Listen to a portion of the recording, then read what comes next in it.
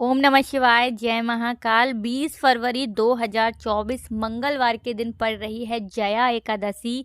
और जया एकादशी वाले दिन आपको आटे का एक तुलसी दीपक चुपचाप से जला देना है।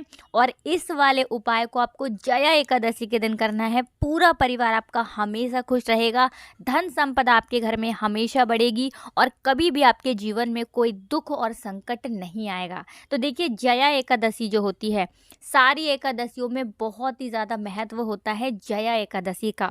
इस दिन श्री हरि विष्णु और माता लक्ष्मी का पूजन किया जाता है। विशेष करके अगर धन से जुड़ी समस्याएं आपके जीवन में बहुत ज़्यादा हैं, आप अपने जीवन में हमेशा इस चीज़ को लेकर परेशान रहते हैं कि धन आपके घर में आता नहीं है, तो आपको आटे का ये तुलसी दीपक वाला उपाय ज़रूर ही कर लेना चाहिए। क्योंकि इस उपाय को करने से ना आपके घर में अन्न की कमी होगी, ना आपके घर में धन की कमी होगी। तो जैसा कि आप सभी जानते हैं, माघ का बहुत ही प्यारा सा महीना चल रहा है।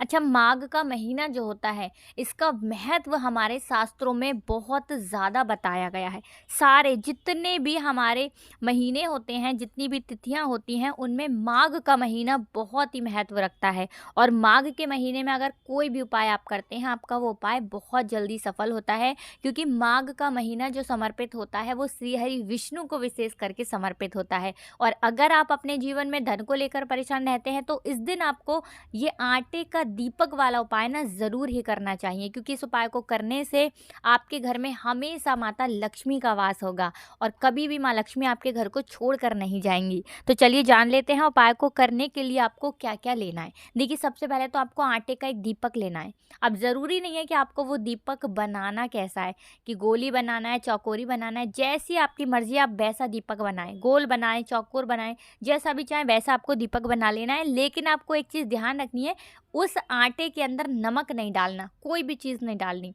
सिंपल आटा लेना है और उसका दीपक आपको बना लेना है। इसी के साथ आपको लेना है शुद्ध देसी घी, ठीक है ना, गाय का शुद्ध देसी घी आपको लेना है। और साथ ही साथ आपको इसके अंदर बाती लगानी है गोल वाली। देखिए, ये दीपक आप प्रज्वलित करेंगे श्री हरि विष्णु को, ठीक है ना। तो बाती आपको यहाँ पर गोल वाली लगानी है। गोल बाती लगा ली। अब आपको लेनी है पिसी हुई हल्दी। अब हल्दी अगर आप अपने घर पे पीस लेते हैं तो ज़्यादा उत्तम है, वरना आप रेडीमेड हल्दी जो आती है वो भी ले सकते हैं। पिसी हुई हल्दी ले ली, आटे का दीपक तैयार कर लिया और गाय का शुद्ध देसी घी उस दीपक के अंदर भर लिया। अच्छा, यहाँ पर आप तिल के तेल का भी उपयोग कर सकते हैं। दीपक आपका हो गया तैयार। अब ये दीपक आपको एकादशी वाले दिन कब प्रज्वलित करना है? शाम के समय सूर्य अस्त होने के बाद तुलसी मैया के पौधे के पास। अब प्रज्वलित कैसे करेंगे? तो देखिए, जो आपने हल्दी ली है, ठीक है ना, आपको सबसे पहले तुलसी के पौधे के पास थोड़ी सी हल्दी रख देनी है, ठीक है ना। थोड़ी सी 2-3 चुटकी हल्दी पिसी हुई रख दी। अब जो हल्दी आपने रखी है, उसी हल्दी के ऊपर आपको दीपक प्रज्वलित करना है। उसी हल्दी के ऊपर दीपक रखेंगे और फिर आपको दीपक प्रज्वलित करना है। ओम नमो भगवते वासुदेवाय नमः। ओम नमो भगवते वासुदेवाय नमः। इस मंत्र का 11 बार जप करेंगे और दीपक प्रज्वलित कर देंगे, ठीक है ना। इतना करने के बाद आपको तुलसी मैया से और श्री हरि विष्णु से प्रार्थना करनी है कि ये दीपक मैंने आपके लिए प्रज्वलित किया है, आप मेरे घर पर अपनी कृपा दृष्टि बनाइए और मेरे जीवन में जो धन संपदा की कमी है, मेरे घर में माता लक्ष्मी का वास नहीं है, श्री हरि विष्णु अपनी एक कृपा दृष्टि मुझ पर भी कर दीजिए। मेरे घर में आपका और माता लक्ष्मी का वास हो, ऐसी मैं आपसे प्रार्थना करता हूँ। तो पूरी सच्ची श्रद्धा के साथ आपको श्री हरि विष्णु से प्रार्थना कर लेनी है, ठीक है ना। और जो भी आपके मन में है, मतलब जो भी आपकी विश है, जो भी आपकी मनोकामना है, ज़रूरी नहीं है धन संपदा के लिए, वैसे तो ये उपाय धन संपदा के लिए ही है, लेकिन अगर आपकी कोई और विश है ना, तो वो भी आप यहाँ पर श्री हरि विष्णु से कह देंगे। तो देखिए, दीपक आपने प्रज्वलित कर दिया। श्री हरि विष्णु के लिए दीपक आपने तुलसी मैया के पौधे के पास प्रज्वलित किया है। अब ये आप सभी जानते हैं कि तुलसी मैया का महत्व बहुत ही ज़्यादा होता है श्री हरि विष्णु की पूजा में। तो आपको क्या करना है, वहाँ पर कोई भी एक तुलसी का पत्ता अगर आपको मिल जाए, चाहे गमले के अंदर गिरा हुआ है, गमले के नीचे गिरा हुआ है, गमले के आसपास गिरा हुआ है, जहाँ तुलसी का पौधा लगा है ना, वो एक पत्ता आपको उठाना है। उठा लिया। अब इसे शुद्ध जल से आपको साफ कर लेना है। साफ कर लेंगे। अब ये पत्ता आपको श्री हरि विष्णु के भोग में रखना है। अब आप उनको भोग में चाहे कुछ भी खिलाते हैं, बेसन का लड्डू खिलाते हैं या फिर बर्फी खिलाते हैं, जो भी चीज़ आप श्री हरि विष्णु को भोग में समर्पित करते हैं, उस भोग में आपको वो एक तुलसी का पत्ता डाल देना है। देखिए एक चीज़ आप ध्यान रखें कि कभी भी एकादशी के दिन आपको चावलों की खीर जो है वो नहीं बनानी है, क्योंकि चावल एकादशी के दिन नहीं खाया जाता है।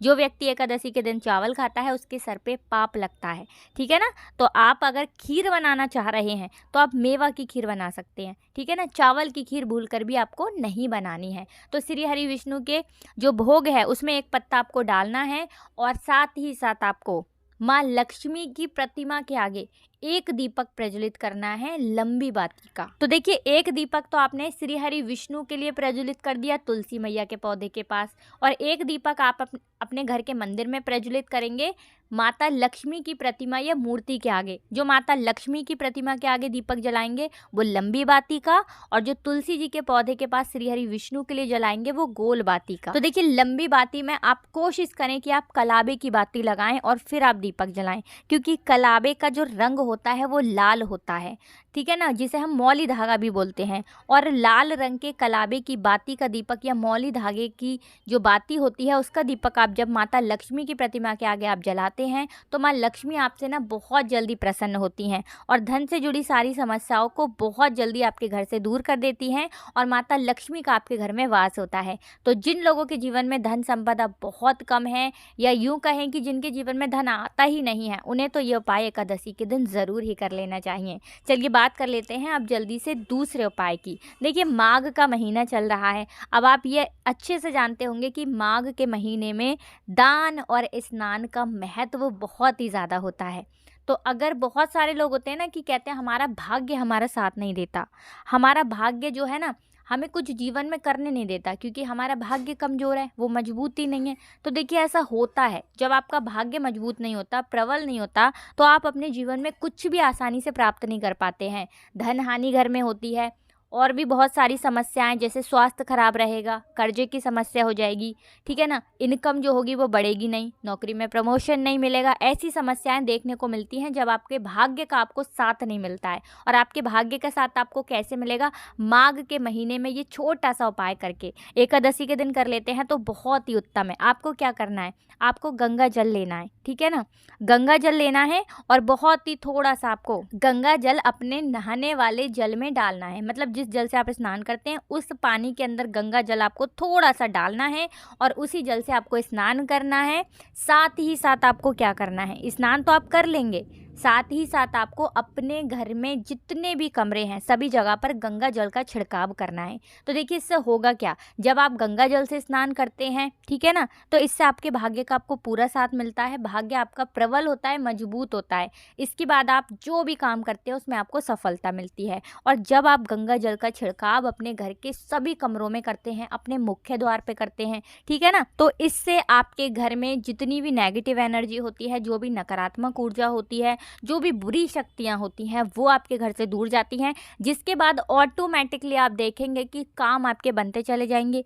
जो काम आप करेंगे काम आपका कभी नहीं बिगड़ेगा, क्योंकि कभी कभी बहुत बार ऐसा होता है ना कि नज़र दोष है या नेगेटिव एनर्जी है, वो आपको अपने जीवन में आगे नहीं बढ़ने देगी, काम आपका सफल नहीं होने देगी, और धन हानि हमेशा उस घर में रहेगी जहाँ पर नकारात्मक ऊर्जा है। जैसे ही ये नकारात्मक ऊर्जा दूर होगी 101% आपका काम बनने लगेगा। तो ज़रूर करें, क्योंकि गंगा जल जो होता है ना ये बहुत ही पावरफुल होता है। तो गंगा जल का छिड़काव आपको वैसे तो हमेशा जब भी विशेष स्थिति होती है उस दिन अपने घर में छिड़काव करना चाहिए। हफ्ते में, ठीक है ना, एक दिन कर सकते हैं तो बहुत ही उत्तम है। अगर प्रतिदिन करते हैं तो इससे उत्तम क्या ही उपाय होगा। ज़रूर करें, हमेशा आपके घर की जो समस्याएं हैं, जो कष्ट है ना, वो हमेशा घर से दूर रहते हैं। तो आज की वीडियो में हमने एकादशी के आपको ऐसे 3 अचूक उपाय बताए हैं। पहला उपाय धन संपदा के लिए, दूसरा उपाय जिससे कि आपके भाग्य का आपको हमेशा साथ मिलेगा जब आप गंगा जल डाल करके स्नान करेंगे, तीसरा उपाय गंगा जल का जब आप अपने घर में छिड़काव करेंगे तो आपकी जितनी भी घर की नेगेटिव एनर्जी है, नकारात्मक ऊर्जा है, नज़र दोष है, सारी की सारी दूर होगी,